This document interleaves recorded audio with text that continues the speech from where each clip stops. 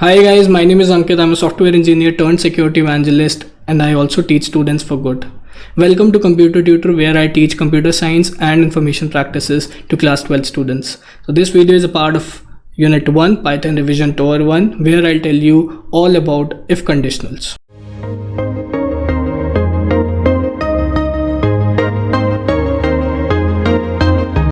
चलो गाइस शुरू करते हैं इफ कंडीशनल्स को लेके अपना लेसन। और कंडीशनल्स होते क्या है यार, कभी भी प्रोग्राम में जाते हो आपको कोई चीज़ें कंपेयर करनी होती हैं, कंडीशंस लगानी होती है ताकि तुम्हारी कंडीशंस के बेस पे प्रोग्राम आगे चले, इसलिए हम कंडीशंस यूज़ करते हैं प्रोग्रामिंग में। कंडीशनल्स बहुत इंपॉर्टेंट होते हैं और these are a very important aspect of a Python program. So there are 3 forms of if conditionals in Python. तो प्लेन इफ कंडीशनल स्टेटमेंट्स हैं जो कि ऐसी दिखती हैं, मतलब ये ना यार फ्लो चार्ट है। फ्लो चार्ट बहुत इजी कर देता है प्रोग्राम को समझने में। तो अगर मैं कह रहा हूँ हमारा प्रोग्राम चल रहा है और वहाँ पे कंडीशन आ रही है तो ये जनरली इफ क्लॉज है। If x greater than y या कुछ भी अंदर एक्सप्रेशन किसी भी तरीके का, अगर वो फॉल्स हो रहा है तो रेस्ट ऑफ द कोड चल जाएगा।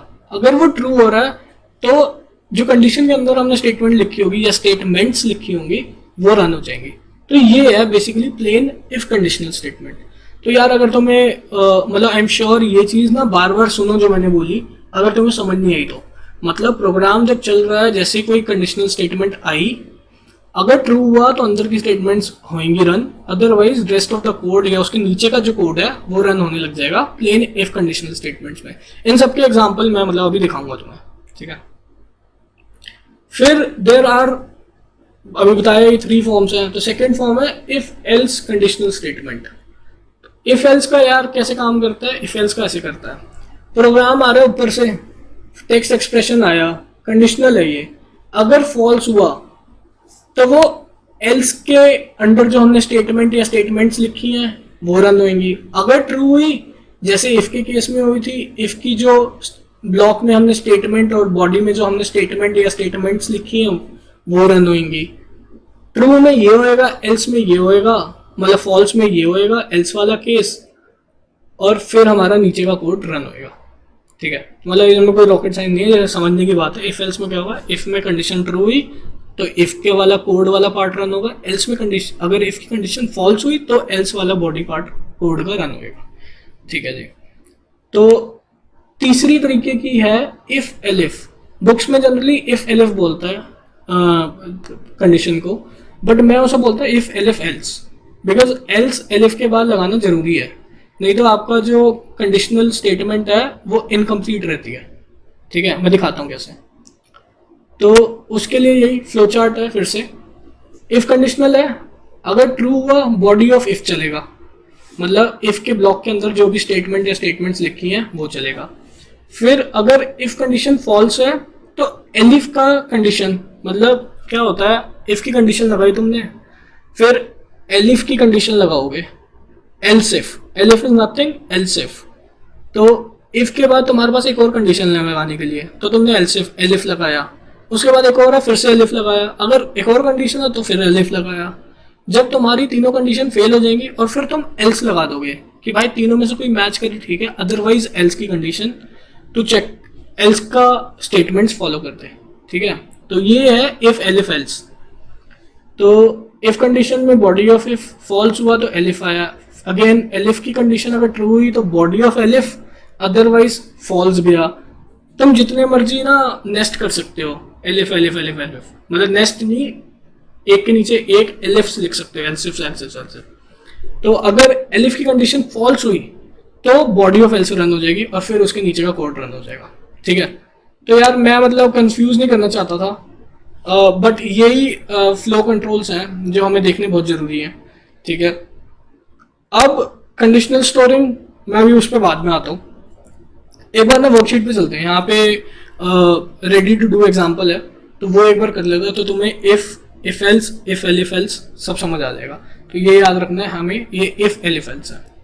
प्लेन इफ कंडीशनल कुछ नहीं है, मार्क्स ग्रेटर देन 90 तो तुमने प्रिंट कर दिया, ये हैव अचीव्ड द डिस्टिंक्शन, ठीक है। इफ एल्स में क्या है, 90 से ऊपर है तो डिस्टिंक्शन है, एल्स में you don't have an, you don't achieve any distinction, ठीक है। इफ एलिफ में क्या है, मार्क्स ग्रेटर देन 90 है तो डिस्टिंक्शन है, ग्रेटर देन 80 है तो 80 प्लस है, ठीक है।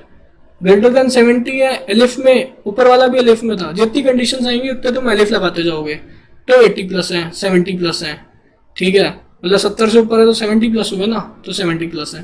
फिर एल्स की कंडीशन आ गई कि भाई you have scored less than 70, correct, तो that is how it works, correct. तो यार this is what you need to understand, ठीक है। तो ये ऐसे इफ एल्स, इफ एलिफ और इफ स्टेटमेंट्स काम करती हैं। तो एक बार ना क्या करते हैं हम, आइडल में मैंने प्रोग्राम लिखा हुआ है ऑलरेडी आपके लिए, तो let me just go to that, open it, और फिर देखते हैं कि यार ये काम कैसे कर रहा है, ठीक है। ओके, ये जैसे जैसे हम आगे बढ़ते जा रहे हैं प्रोग्राम लंबे होते जा रहे हैं, ऐसा कुछ नहीं है यार, पाइथन में प्रोग्राम लिखने में मज़ा आता है। तुम भी हैबिट बनाओ, लिखो प्रोग्राम, खाली देखो मत, जो मैं समझा रहा हूँ उसको खुद से कोड करके देखो बिना देख देख के लिखने के, ठीक है, तो सब चीज़ें समझ आएंगी। तो मेन प्रोग्राम से हमेशा रीड करना शुरू करते हैं हम, ताकि हम जब जब भी फंक्शन कॉल हो रहा है तब तक ऊपर जाके देख लें। मार्क्स 76 हैं, ठीक है जी। फिर हमने ओनली इफ में मार्क्स भेजे, ओनली इफ में इफ मार्क्स 90 ये आ गया, 80 ये आ गया, 70 ये आ गया, ठीक है जी। फिर इफ एल्स मार्क्स हैं, इफ एल्स वाला फंक्शन कॉल किया, इफ एल्स में गए मार्क्स 90 ये अचीव डिस्टेंस एल्स ये आ गया, ठीक है जी। जो हमने अभी समझा वही का वही हमने प्रोग्राम में कन्वर्ट कर दिया। इफ एलिफ एल्स मार्क्स, तो 76 है, 90 है तो ठीक है, 80 है तो ये है, एलिफ ये है। अब आप सोचोगे कि यार अगर मैं यहाँ पे 86 लिख दूँ, ये डाउट वैसे आपको आना चाहिए, मुझे आपको समझाना नहीं चाहिए, ठीक है। अगर मैं यहाँ पे 86 लिख दूँ तो क्या इफ एलिफ में एल्सिफ 86, तो ये वाली भी ट्रू हो गई। फिर एल्सिफ 70 से बड़ा है तो ये वाली भी ट्रू हो गई, क्योंकि 86 70 से भी बड़ा। तो क्या ये दोनों प्रिंट होंगे, 2 बार प्रिंट होंगे, don't achieve any distinction, 80 plus भी आएगा 70 प्लस भी आएगा, क्या ये 2 बार होंगे प्रिंट? मैं क्या करता हूँ, एक बार को इनको हटा देता हूँ और खाली इफ एलिफ वाला फंक्शन कॉल कर लेने देता हूँ और इसको रन करता हूँ। तो मैं आपसे पूछ रहा हूँ क्या ये 2 बार प्रिंट होंगे? आंसर है नहीं। क्यों यार, पाइथन बेवकूफ थोड़ी है। मतलब 86 अगर 80 से बड़ा है, एक बार कोड के अंदर चला गया तो फिर एलिफ में घुस गया, उसके बाद वो rest part of the code run होगा, ये वाली इंडेंटेशन से बाहर आ जाएगा। अब मैं आपको बताता हूँ एक हैक कुछ नहीं है, ये तुम्हें समझने वाली बात है। अब मैंने इस कोड को हटा दिया, ठीक है। अब मैंने थोड़ी सी ना तरीका चेंज कर दिया, 70 वाला मैंने ऊपर कर दिया, 80 वाला यहाँ रख दिया, 86 वाला 80 से भी बड़ा है। लेकिन सिंस पाइथन मॉड्यूलर लैंग्वेज है तो तुम क्या करोगे, जब इसको रन करोगे ना यार, तो ये बोलेगा 70 प्लस, क्योंकि तुम एक बार एलिफ में घुस गए, उसके बाद रेस्ट ऑफ द कोड, नीचे वाला कोड रन होगा एंड नॉट ये वाला प्रोग्राम। तो वो ब्लॉक से बाहर आ जाता है जब भी ये कंडीशन ट्रू होती है और अंदर घुस जाता है। तो ये चीज़ हमें बहुत समझने की बात है। चलो बढ़िया, तुम्हें समझ आ गया, बढ़िया था ना डाउट, बढ़िया। तो अब हम एक बार जाते हैं अपनी पीपीटी पे और स्टोरिंग कंडीशनल्स। तो यार when conditions are complex and repetitive and we make use of stored conditionals, तो यार कंडीशनल्स को स्टोर कैसे करोगे? रियल एग्जांपल देखो, student equals name equals Abhi double equals Abhi and marks double equals 96 and age double equals 24। अगर एक ही conditional statement हम अपनी कोड में बार बार यूज कर रहे हैं तो हम उसे एक वेरिएबल में स्टोर कर सकते हैं। कितनी कूल चीज़ है, करेक्ट। तो ये मतलब लग रही है मतलब कूल, ठीक है। तो यहाँ पे हमने क्या किया, कुछ नहीं किया, नाम अभी एंड मार्क्स 96 एंड एज 24, हमने ऑपरेटर लगा दिया एंड ये हो गई कंडीशंस, ठीक है। अगर मान लो हमने वैल्यू स्टोर कर रखी है नेम मार्क्स एज, और हम मैच करना चाह रहे हैं कि नेम ये हो एंड ये हो एंड ये हो स्टूडेंट डेटाबेस में से।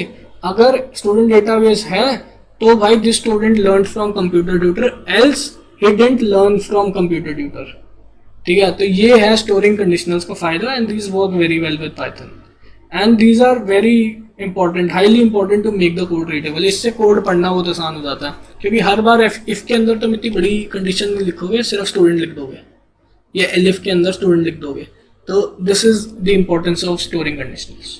तो आई एम श्योर गाइस तुम्हें समझ आया होगा इफ कैसे काम करते हैं, इफ एल्स कैसे काम करते हैं, इफ एलिफ कैसे काम करता है। इसके अराउंड तुम्हें और क्वेश्चंस देखने, ये चैप्टर 1 का पार्ट था। तो रिवीजन टूर जो हम कर रहे हैं, अगर तुमने नहीं देखा तो यार पूरी उसकी प्लेलिस्ट देखो। और अगर तुम्हें सुमिता अरोड़ा के बैक एक्सरसाइज के क्वेश्चंस करने हैं तो कुछ नहीं करना है यार, तुम्हें जाना है कहाँ बोला, computertutor.in पे। भाई डिस्क्रिप्शन में लिंक, computertutor.in पे जाओ, बैक एक्सरसाइज सुमिता अरोड़ा के सॉल्व अनसॉल्व जो क्वेश्चन है ना सारे सॉल्व करके रखे हैं तुम्हारे लिए। करो उन क्वेश्चंस को, करके रखे में इसका मतलब ये नहीं है वहां देख के कर लो, नहीं, तुम वो क्वेश्चन सॉल्व करो। कहीं अटकते हो तो वहां पे जाके सॉल्यूशन देखो और बेटर बनो प्रोग्रामिंग पे, ठीक है। इसी तरीके से बेटर बन पाओगे प्रोग्रामिंग पे। अगर अदरवाइज मतलब चांस कम है 100 में 100 लाने, तो जो मैं कह रहा हूँ वो चीज़ करते रहो। दिन में आधा घंटा 1 घंटा लगाओगे, यू विल बी गुड, मतलब you will score well in class 12 computer science. Well से मतलब 95 प्लस, एनी 95 प्लस। एम तो हमारा 100 में से 100 का है, ठीक है। तो इससे मैं कंक्लूड करता हूँ यार ये वाला lesson about if conditionals in Python. Okay guys, have a good day. Sayonara, bye bye, and aim to score 100 in class 12 CBSE exam. Bye bye.